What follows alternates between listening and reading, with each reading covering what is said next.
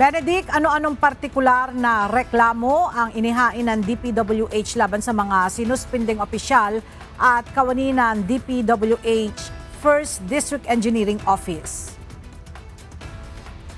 Magandang umaga, Ella. Kaugnay ito sa mga inihain na anti-graft and corruption at malversation of public funds na inihain noong nakaraang linggo laban sa kanila. Sa inilabas na kautusan ng Office of the Ombudsman dated September 18 na pirmado ni Acting Ombudsman Dante Vargas, nakasaad na ipinasususpende nito ang nasa 16 na opisyal at kawani ng DPWH Bulacan 1st District Engineering Office.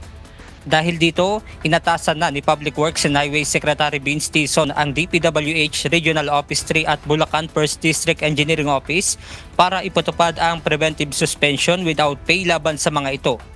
Kaugnay ito sa inihaing reklamo ni na Secretary Dison at ng Commission on Audit sa Office of the Ombudsman noong nakaraang linggo na kung saan idinadawit ang mga nasabing opisyal at empleyado sa maanumalyang flood control project sa Bulacan. Samantala, deemed o wala nang saysay ang preventive suspension laban kina dating District Engineer Henry Alcantara, Assistant District Engineer Bryce Hernandez, JP Mendoza at Juanito Mendoza dahil na-dismiss na sila sa serbisyo. Ella, batay din sa kautusan ng Office of the Ombudsman ay dapat maipatupad kaagad itong nasabing preventive suspension sa loob ng 48 hours o katumbas ng 2 araw.